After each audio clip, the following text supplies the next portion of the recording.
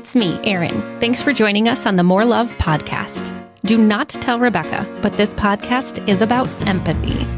She likes people to think she's dead inside, but the truth is she's a big-time feeler who has truly helped me uncover that empathy is my superpower. Oh, here she comes. Hey, bestie. Hi, love. What are you doing? Oh, just getting ready to host a podcast. A podcast? About what? Life. Our life as best friends who are more like sisters. Ah, yay! I love us, and I can't wait to share our stories with the world. Especially the ones that involve us pushing each other, right? To be our most authentic selves. Oh, man. Okay.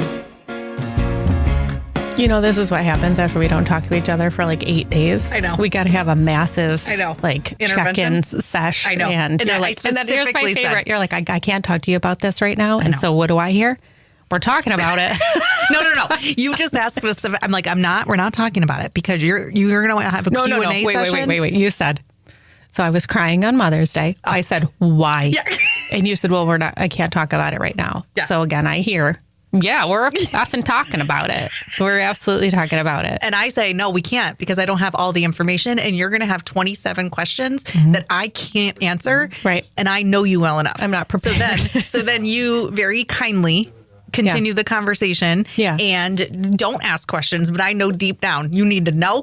And then I can't keep my mouth shut. No, wait. Favorite part is you said, so you're right. I didn't ask any questions, but I was like, okay, well, you do know that I'm the person that you can come to for XYZ advice. And you're like, yeah, I know. And it just has to. And then before you know it, boom, we're right into it. And you're like, well, I guess we're talking about it. And I said, I guess we are. That's the masterful power of a therapist right there. But then I decided, keep your questions in your head because I already know what they are. But then how did you feel 3 seconds into the conversation? Because I was already losing it. I know. Pissed off. I know. Pissed. I know. If you want a hype girl, you call Erin. That's right. That's right. And especially if you let me know what you're looking for in advance. I did. I'm going to knock it out of the park. I said, this is one of those situations that I don't give a shit. You just tell me that I'm amazing. Yeah, this is correct. How many things did I do good at the escape room? Yeah. We're not talking about all the times I screwed it up. No. But what did I do good? And I want at least 20 of them. Yeah, because I'm going to be here for 20 minutes while you talk about it. Keep going until I tell you to stop. What do I do? That's exactly what I do. And am I thankful that you said that? Yeah. You gave me directions and I'm going to follow them. Yeah, it's great. It's great. Listen, before we have a guest today, I'm really excited about our guest. But before we get into that, I have to tell you this crazy ass story that happened to me. Okay. I am driving down the road. I'm talking to Renee on my phone car, my car phone, right? And then as you say, the band is there, playing. Right? Band is playing. Apparently in my car, it goes boom, boom, boom, boom, boom every time I'm talking to someone. No, I can't hear it. But the person on the other end can hear it loud and clear, and it's very distracting. Exactly. So I'm driving down the street. I am almost to where you turn into my housing complex. Oh, yeah. There is a white vehicle coming this way, so coming toward me, and I'm headed east. Okay. Right? You made that up. You don't know if it's east or It was east. It's definitely east. So whatever. It was 100% east. Maybe northeast. I don't know. But anyway, I'm driving. I'm talking to Renee. I don't know. Talking about garage sales. Who the hell knows what we're talking about? Mm-hmm. This cat bolts across the street.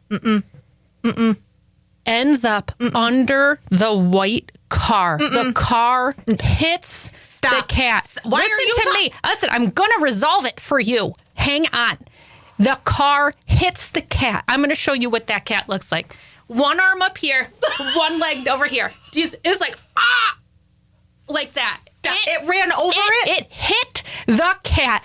I'm on the car. I am on the phone with Renee. I'm like, oh my God. Oh, it just hit the cat. It just hit this cat. Oh my God. I don't know what to do. So I slow down. Mm-hmm. And this car keeps going. I'm like, you didn't see anything? You mother effer. You just keep going. So now full empathy mode. I'm like, I got to stop. I got to go help the cat. I got to know. But then all these feelings start to come up for me. I'm like, if I stop to get this cat and the cat's not in a good place, what am I going to do? Snap its neck? I can't figure out what I have to do for this cat. What if it makes a noise? It's not going to be okay, right? So then I start to slow down. You don't know if it's dead. I don't know, but I'm telling you, one arm up here, one leg over here. This thing, I saw it get hit, boom. I saw it get It's not hit. funny. And it's not, because it's this cat. You know how much I love cats. I know. I'm losing my mind with Renee. I'm like, oh my God, I just saw it get hit. I don't know what to do. So I start to slow down. This car going west up the street, doesn't have a care in the world. So then I say, well, I don't want me slowing down to make this house think that I'm the one that hit the cat. Oh. Right? Oh. So I've gone from empathy to fear that I'm going to be associated. I look in my side mirror. Stop it. It gets up and walks away. Shut up. Listen to me. This thing, it's like this. It's like this. It goes, boop, and then it goes, oh, I'm crazy. Oh, I'm crazy. Oh, I'm crazy. And then it bolts across the street. Here I am on the car phone with Renee. I'm like, Renee, got up. Oh my God, it got up. It's alive. It's alive. Oh my God, that just happened? No. This thing got hit. I saw it get hit. It had, thank you, Scott, for this. This is really perfect timing with the Jesus music coming in. This thing got totally hit, and then it did like a confused itself, ran across the street. What's the one thing Renee says? What? Well, they do have 9 lives. I lost it. That was the best response, because I'm not kidding. That's life number 6 right there. Yep. That was gone, boom, done, hands up, got up, re-engaged.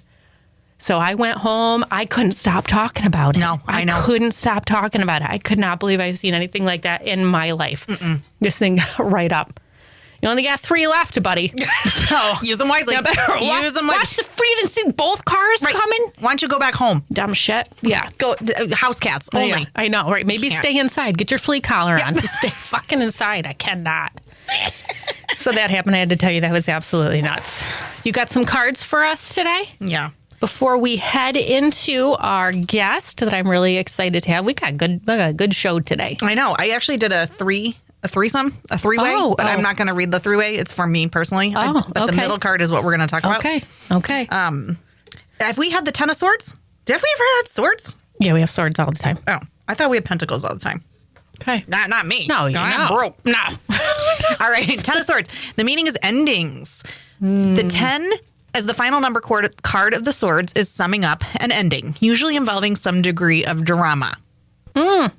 This can come as a shock or as a relief. Stop it. As you see the situation or a relationship for what it is or what it was. Stop. It cannot develop or ever grow. Stop. Stop. Your middle finger. I can't. However, unwanted. This card may be when it arrives in its reading. It does tell the truth and helps you to see what needs to be released. Does it? Stop. Peace out. Stop. See you later. Stop. I am dying. Peace out. So here's the advice. Walk away and let go. Focus on the present and don't dwell on the past. I'm done. I'm all done. Boom, boom. I'll give you a boom. Oh, really? But I want to show you afterwards. I'm going to show you this 3. Yeah. This 3 something. Yeah. Or, that's past, present, future. Stop. Yeah. I mean, was that right fucking on? My future is order. Yeah. No. Stop living in chaos. You know why? Why? Because you can get on the Ritalin. You get on the Ritalin. That's that old. I mean, it could be night king right there. It's the secret to all of our success. I just want the 6-pack. Yeah. Right. Yeah. In the Mertail. Looks like your boobs now. I know. By the way, those bras you gave me, not okay. Oh. It wasn't your boobs. They're just terrible bras. Oh, I had 2 more. And I left them at home. Okay. Yeah. Ditch them. That's not great. Throw them away. Speaking of 3-card pull today, the little threesome pull. Yeah. That might not be at all what we're talking about today, I know. but It might be. Perfect inroads for me to introduce our guest today. So, guys, we have a guest. And I got to tell you, we've come a long way from our first guest. I know. We're really nailing it with the guests. I know. So far, and I don't think that Laura here is going to disappoint. So I'd love to introduce all of you to Dr. Laura Jurgens, who is a sex, relationship, and embodiment coach. Sex, relationship, embodiment. 3 things that make you highly uncomfortable that we're going to be talking about today. Great.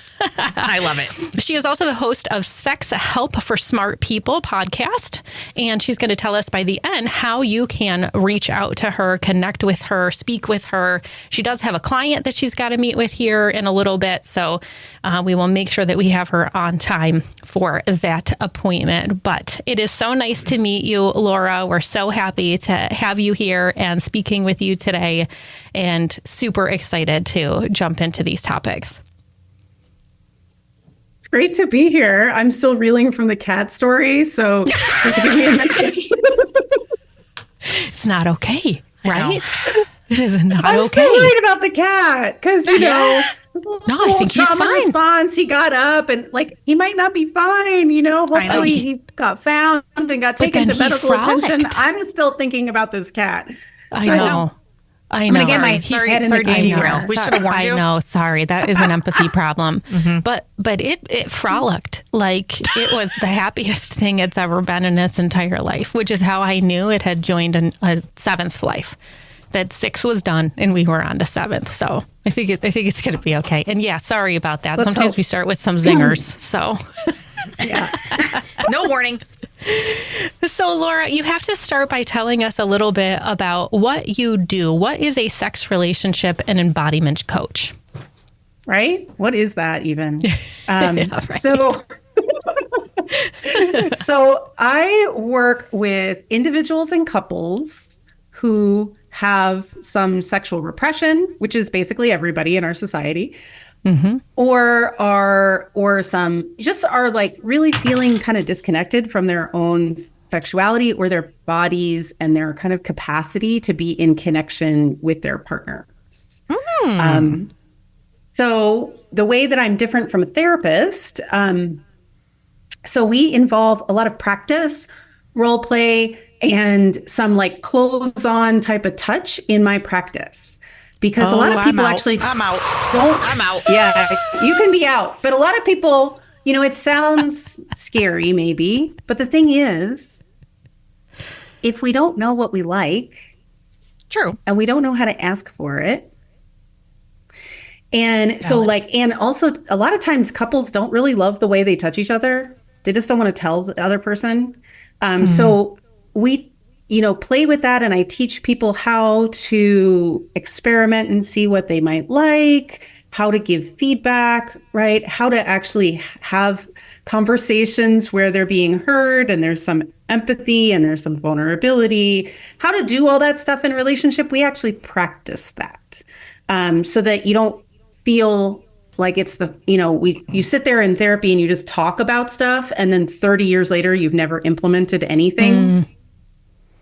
Good point. Right? Which is really common. I love this so much. Laura, why am I so uncomfortable right now? Because I know that I'm, so I know you mentioned in your message to us that you listen to the podcast and you enjoy the podcast. So we very much appreciate that. So you probably know at this point that Rebecca's the shut off one. Rebecca's the one who's like, oh, I'm out. I'm not talking about this. I don't want to talk about touch. I don't want to role play.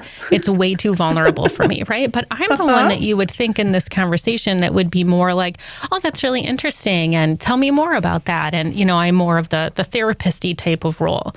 When you said the word role play and touching with clothes on, I wanted to jump out of my seat. And so I know that is not atypical to the people who are going to be coming into your office. So talk to me about why am I feeling like that? What is that about? Yeah. Well, it could be a little bit of just training, right? We're so taught that it's really taboo to touch other people, right? Even with, and many of us don't know how to do it with consent and with a pacing that feels good to our nervous system. So it can be kind of scary to think about that, especially if we're taught, okay, we have these intense boundaries, but touch is really our first language, right? We touch, as babies, right? This is how we learn about our environment. We are touched by people around us. We're touched by our extended family, right? We're often we're often held by strangers. At what point do we as animals decide that we are going to foreclose on that language? And we're only going to reserve it for, our society has gotten to this point where it can feel scary to think about just touch. But I just want to offer, if you go inside and figure out, okay, so I'm activated right now. right? You know, you're activated right now. That feeling of wanting to jump out the window. I felt like that a million times. So true. Yeah. Where is it? Like where is that feeling in your body? I feel it in between my heart and my stomach. So in your boobs. Yeah. There's something solar very plexus guttural in your heart. Oh, yeah. See, solar plexus. Yep, it is definitely stomach. heart to stomach, verging on gut response. Okay. So what does it actually feel like in there? Crampy. It feels uncomfortable. It feels Like gurgly, like nauseous, tight. It feels wanting. It Tight, feels like okay. like coiling in, like icky. like a Coiling not in. like a gross, but like it's a protection feel is the Yeah. best way I can describe it. It's like a Yeah. it's like a coiling in like a turtle would do, or someone would be in the corner, you know, like this. It's almost like that's makes a really lot of vulnerable, sense. and I would not like to talk about that. It's like that type of feeling. Yeah. Well, that makes a lot of sense, right? We protect in the front of our body. This is where we need to protect. This is where we're soft, right? So like the front of our body is about protection. And there's something about that feels really scary. Yep. And I Right. don't know I if just it's that wanna taboo invite- part. Yeah. Yeah. Is it maybe like, well, let's just ask that feeling. Can you like kind of go into that feeling and just breathe into it a little bit and see if you can just say, what are you here to tell me? It's what's coming up for me is it's a protection, taboo. There's things that you talk about and things you don't talk about, and things you talk about in front of people and things you don't talk about in front of people.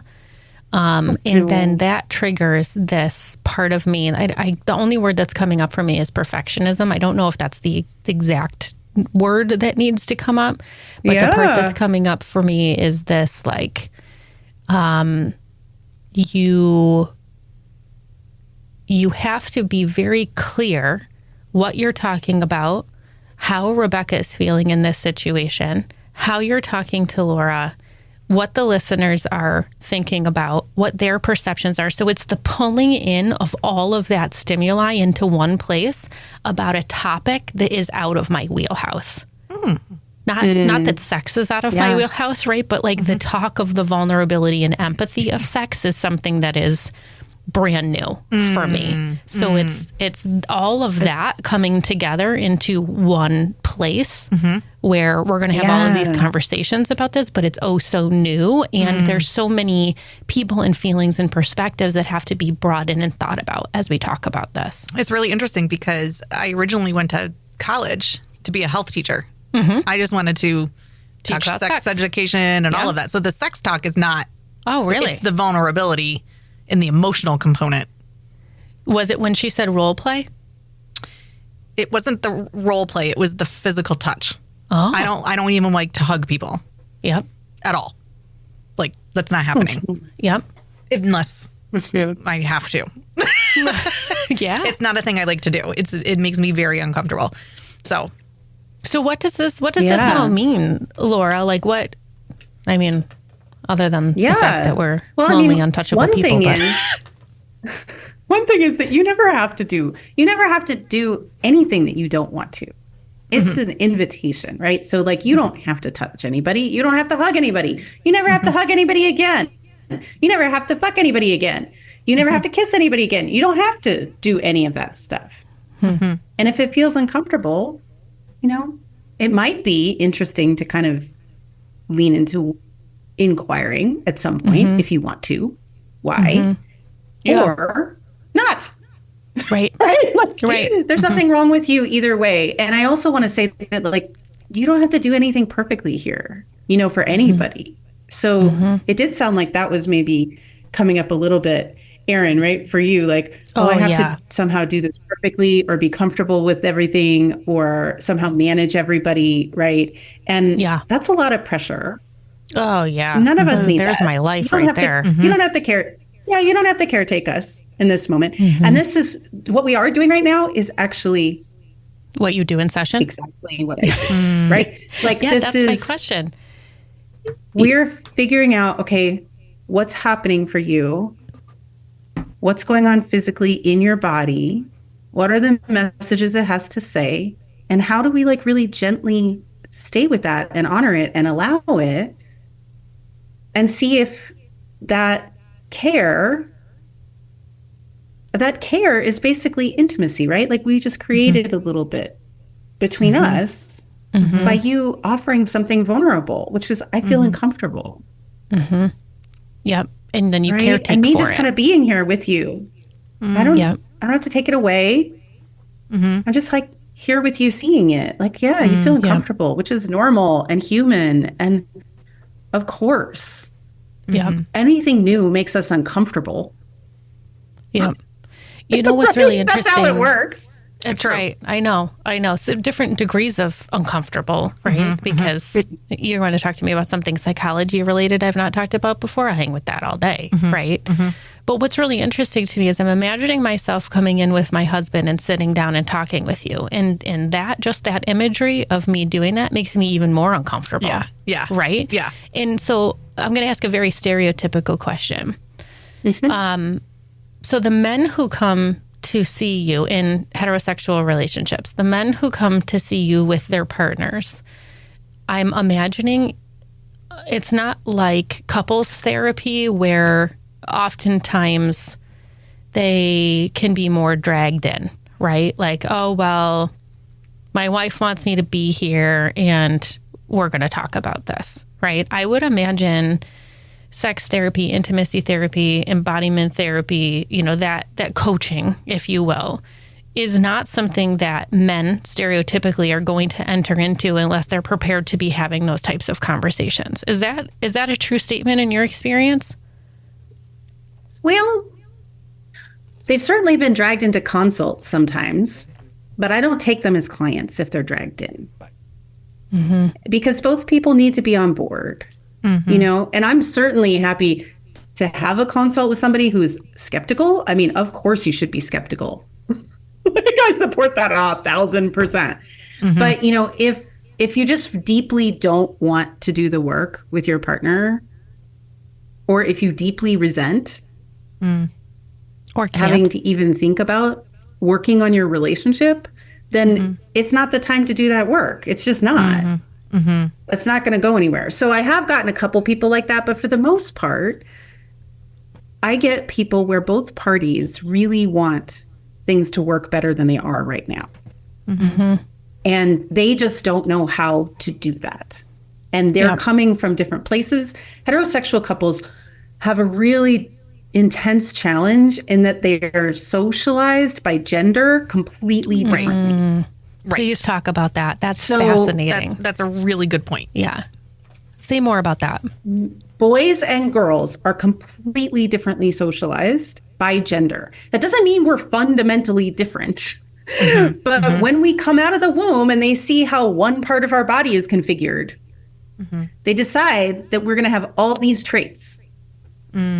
Society says you're going to be like this. Yep. And for boys, it's you're not allowed to have emotions besides anger and pride. You're going to lock everything else down. Fucking shut that shit down, right? Like you're not allowed to actually be an emotional being anymore. And we're going to train it out of you so you can be tough and manly. And the only way you're going to get sort of nurturing and connection is through sex. And you are allowed that. You are allowed to be very sexual. In fact, you're expected to be hypersexual. You're expected to be hard at the drop of a hat, and it's going to validate the woman that you're with. Right? So there's all these expectations for men and boys that are very distinct from the ones for women. Women are not allowed access to the emotions of anger and pride, but we're allowed everything else. We're allowed to have all the hard, like sort of vulnerable feelings, but we're not supposed to be angry, and we're not supposed to feel good about ourselves in a sort of prideful way. We can do it as long as it's sort of good in the sort of visual way where we're being validated for our appearance. And that's where we're supposed to find our worth. Yep. Right? And we are not supposed to be sexual.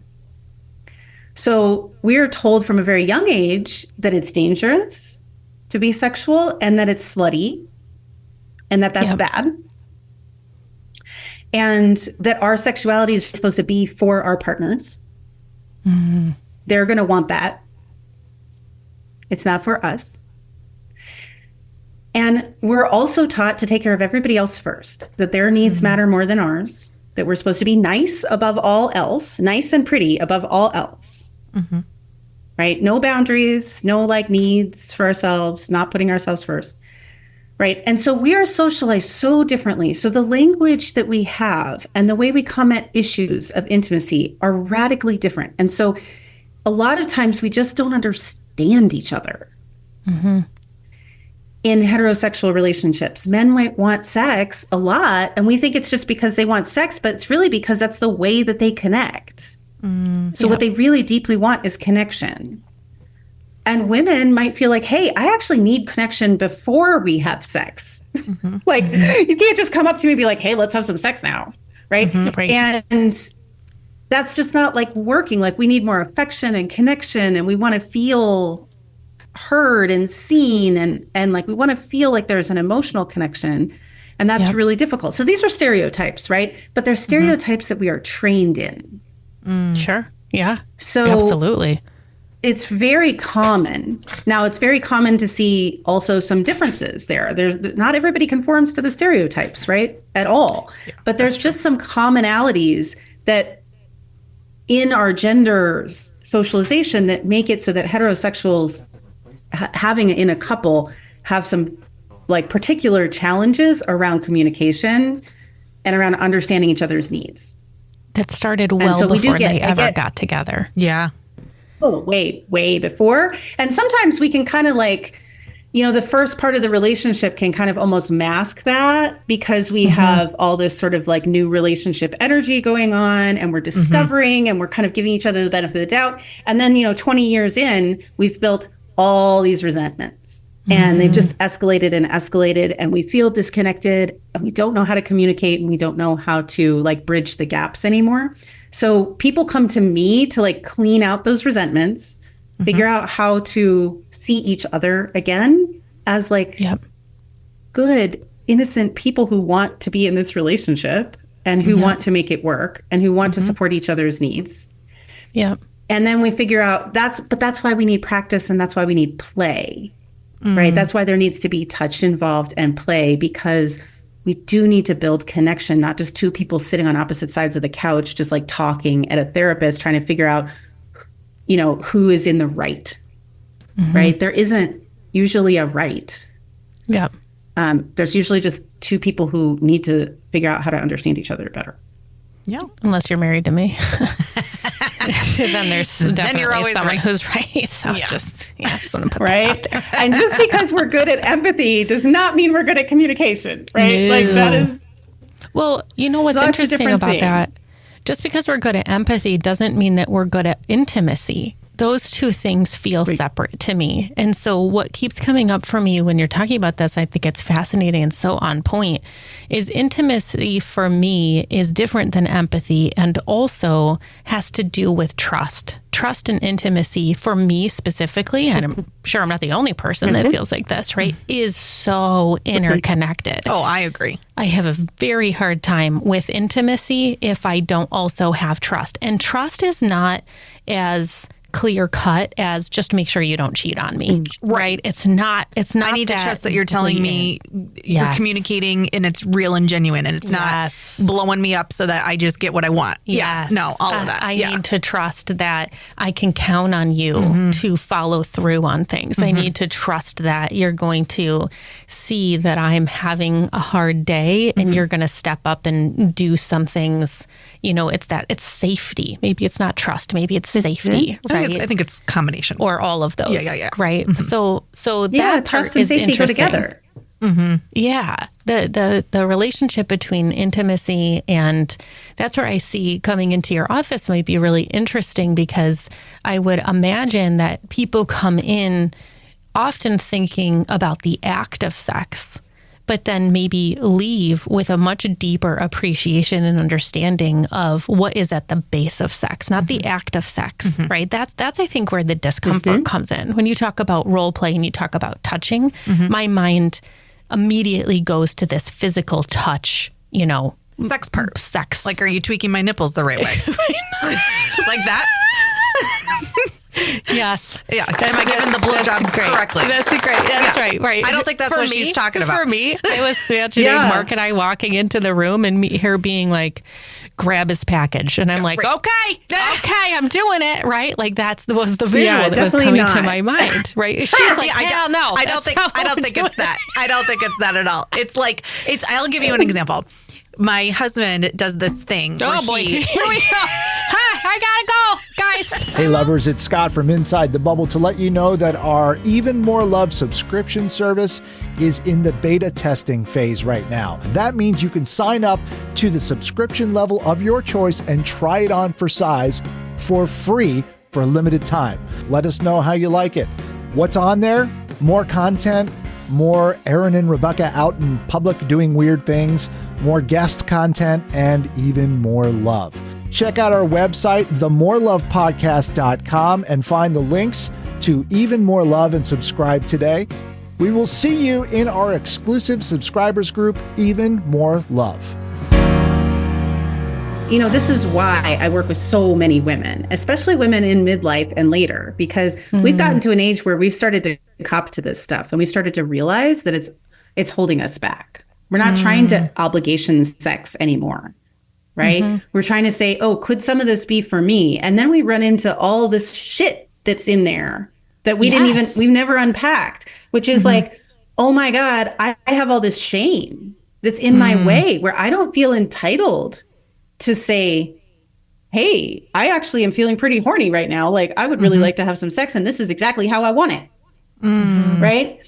And, or what is there? What kind of messages did we get as a kid? What kind of like sexual repression have we had? What kind of experiences have told us it's not okay? Or one of the things that really comes up is a lot of times girls are socialized to think if we initiate anything, we have to quote unquote finish it for the man.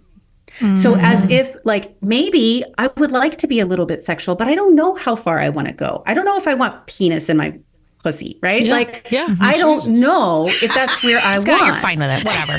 Scott, you actually liked it. We can Just took me by surprise, that's all. Sorry. We can drop the F-bomb, but we can't say the word pussy. It is a really normal part of human anatomy, and 51% of us have it. So let's just on like, this show. yeah. Well, We now don't you talk do. about the kid until now. We do talk about paws. We talk about the pussy too. So, maybe we don't know if that's what we want, but maybe we might like to have some like naked snuggles and see where it goes, right? But we're taught from a very young age that somehow his orgasm is like the end goal and the most important thing. And that's when everything is sort of over, quote unquote, supposedly. This is a horrible way to have sex, by the way. But if we think that we're on the hook to go, but we don't yet know if that's what we want, then we don't even want to initiate because it feels like we're obligated. But you know what? Interesting. We're not obligated. You can have a lovely, you can have a really hot makeout session. You can have all kinds of things between, there's all kinds of different things that you can do with a partner. And a lot of times it feels really great.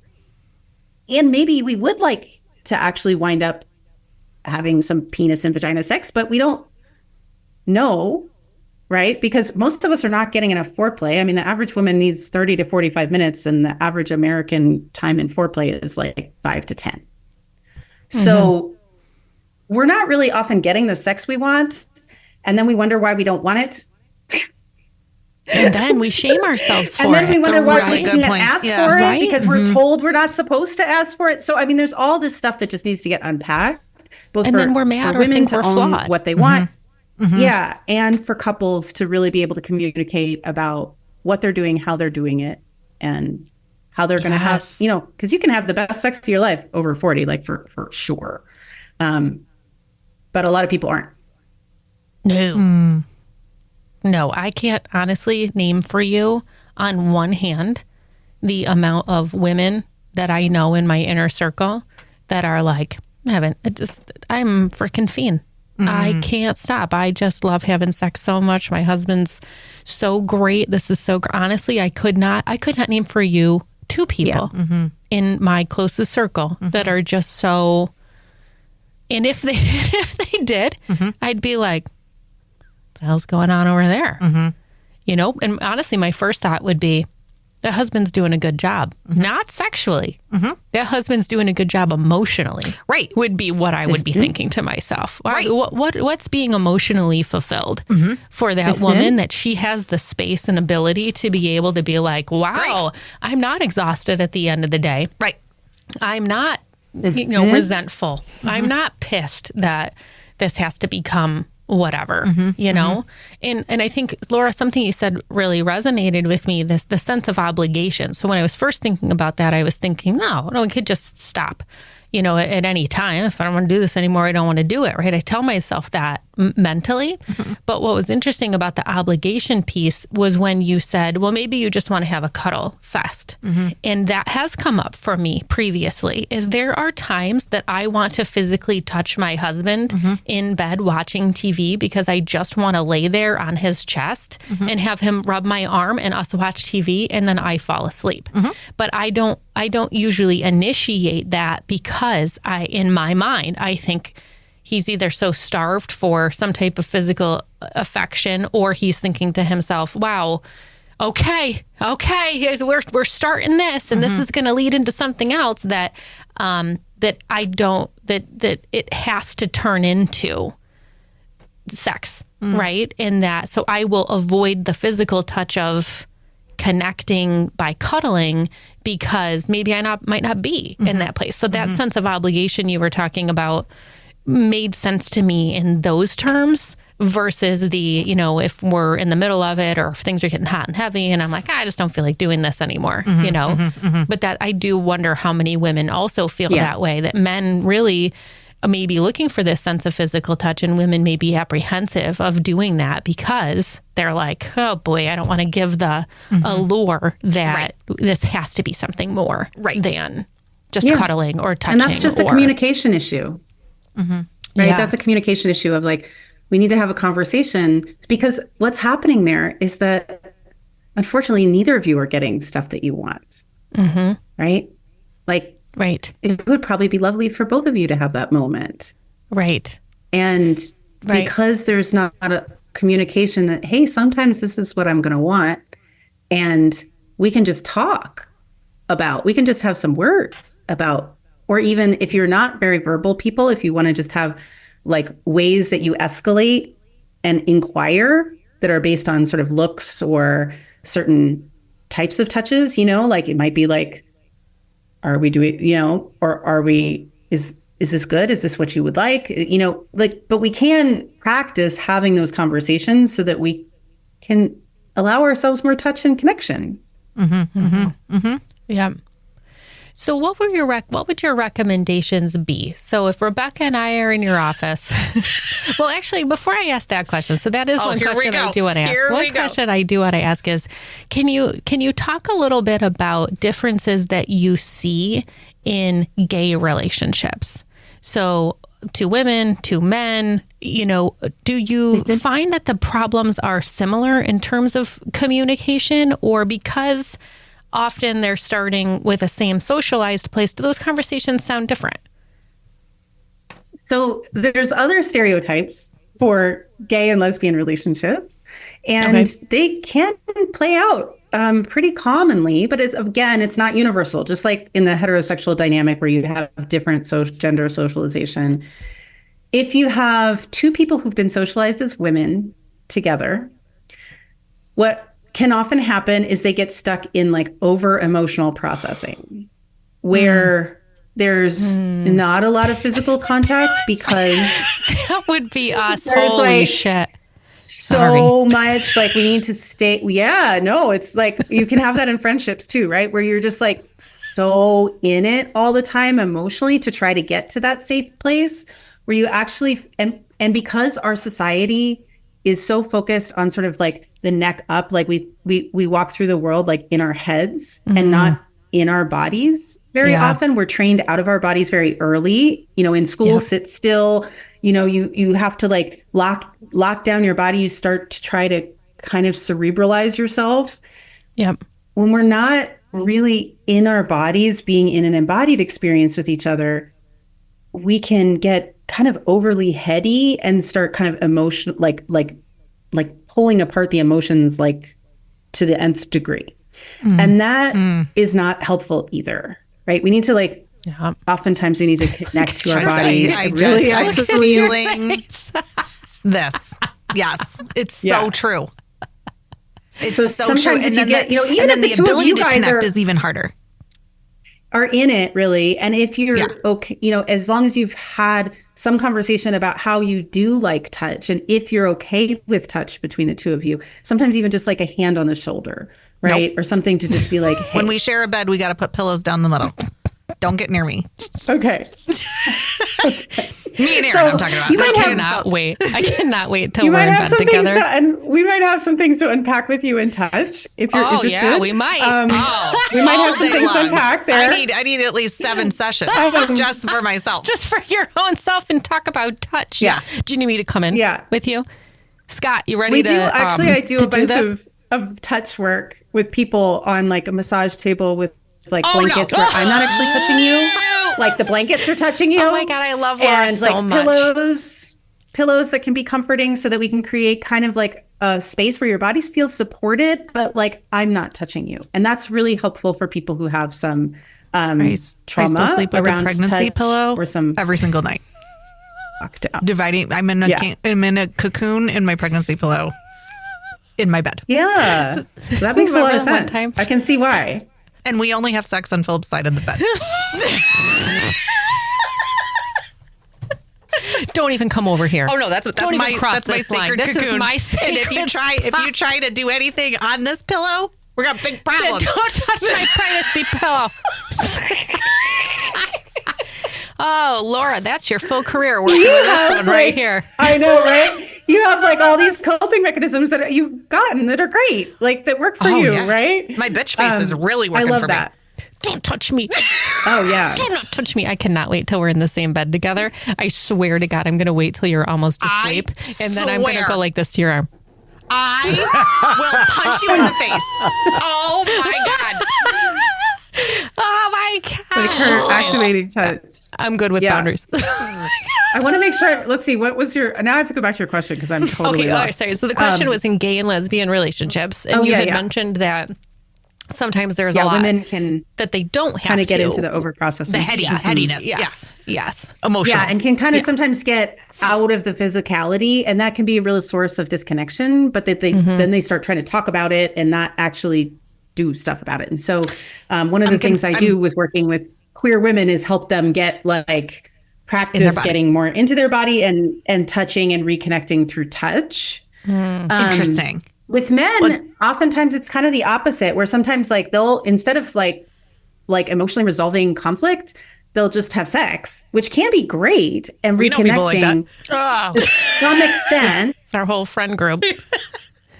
And there's some women who like that too. So there can be heterosexual relationships where that works too, but it's kind of a minority. Aaron, we're just going to bang it out. More often for gay men, we're just going to bang it out, right? And they do, and that can be great. Do they? Not with me. But like, not with me. I'm sorry. You not with better me. come in. Not with me either. No. Did you say not with you either? No, we're not banging anything out. Yeah, not with me either. Away from me. It doesn't work for me either. No. I'm sorry. Did we talk about it for half an hour? I'm sorry. I mean, 2 hours before this happened. Then we might be able to bang it out. Yeah, maybe tomorrow when I finally come down from my highly sensitive high about what you did and why you're wrong. I was going to say, and he has to tell you you're right. And you need to tell me I'm right and why you're wrong and what you're never going to do again. And then repeat back to me what I told you in your own words. Don't parrot it back to me. And then maybe you'll have a chance of having sex in 48 hours. So we have some work to do with you on repair, on how to do relationship repair well, so that you're not both resentful. So we do that. I teach people that too. But we, for gay men, a lot of times there's there's a lack of, sometimes people feel a lack of emotional intimacy and they really want to have more emotional intimacy, but it feels like they're just supposed to have sex all the time. And so that can be kind of a challenge. But that's again, not true in every relationship, but it's just because stereotypical we've got these gender socializations. It's not just like the stereotypes. It's actually like we're trained to be stereotypes is the problem, from a young age. And so we all have those expectations of ourselves, and like the calls coming from in the house, right? It's like there's this voice in our head that's telling us we should be this way, even though the party line. That's not true. That's right. It's like the old school party line. With the 4 to 5 minutes that we have left, because I want to make sure that I get you to your appointment, Laura, what would you say is your biggest piece of advice? If you could leave our listeners with a piece of advice or a recommendation of what they could do, even on their own, to get started with this before they all book with you, because I have a feeling that we're going to have a lot of people running your way at the end of this show. But you all better wait in line because I'm first. What would be your biggest piece of advice? What would you say to our listeners? Yeah, I love that question because I think there's a lot you can do on your own. And one of the biggest pieces of advice that comes from my own learning, because I've had all the problems, which is why I know how to help people. Yeah, right. Yeah, that makes you a good coach, right? Yeah, totally. Yeah, is really honor what your body is telling you. And that doesn't mean believe all your feelings, right? That doesn't mean like if I'm angry, I'm somehow justified in feeling angry. But let your body actually tell you the truth of a situation. Our emotions are like signposts to kind of tell us what's going on. And anger is just a signpost that says, I'm perceiving some sort of injustice here, right? But listening, instead of kind of trying to think our way out of things or tell ourselves the word, if there's any should in your head, just erase it because it is not helping you, right? Getting out of that headiness and actually starting to allow your body to give you the truth of your own experience is really game changing. So if you are feeling uncomfortable or you're feeling the heebie-jeebies with your partner's touch, like, it's okay. You are allowed to have preferences. You're allowed to say, oh, that is not my preferred touch. This is, right? Like, I don't like, my God, I do not like the tongue in my ear. That was the one that gives me like the whole body heebie-jeebies and makes me want to like punch people in the throat and run away. The tongue in my ear. So I tell people that right in the beginning, like no tongue in ear. I don't think it was the nibbling of the earlobe. This is how long ago it happened. I think it was tongue in the ear, Laura. Sound. You just triggered that for me. And it's the wetness. And it feels like you're underwater and it plugs and then it doesn't. I can't. How much spit does Philip have? Just Holy like shit. It's just not good. It's just not and a lot of people love it. So many people love it. Like their past partner probably loved it, right? And so then they try to do it with my you. Ears right now. Yeah. You were allowed to have preferences. It's what I would say. I think that is like feel into your body what is true for you and like see if you can allow your body to have a say as much as your mind does. Yes. Yeah, I love that. Just notice that it's okay for you to have preferences. It's okay for you to speak about what you want. It's okay for you to speak about what you like, and it's okay for you to speak about what you don't like. Yeah.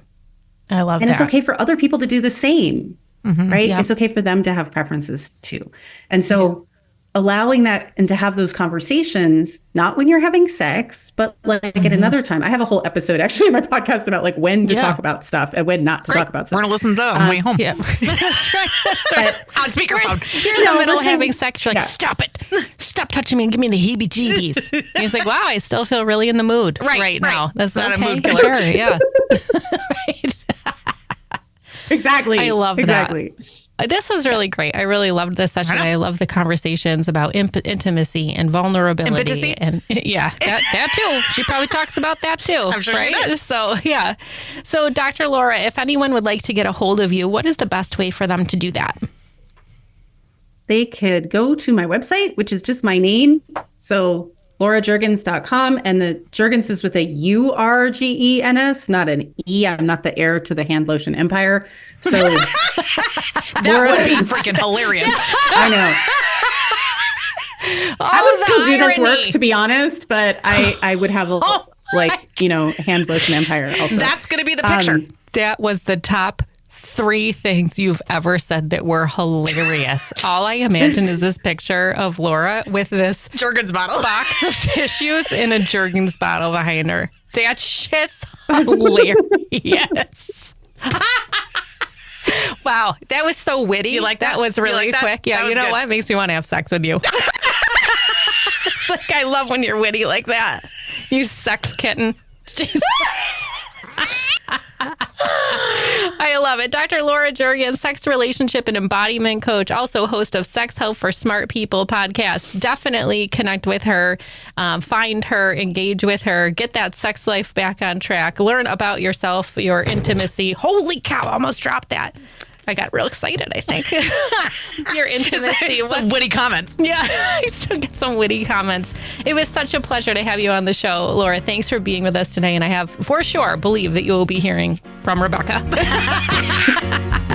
Thank you for being here today. Thank you.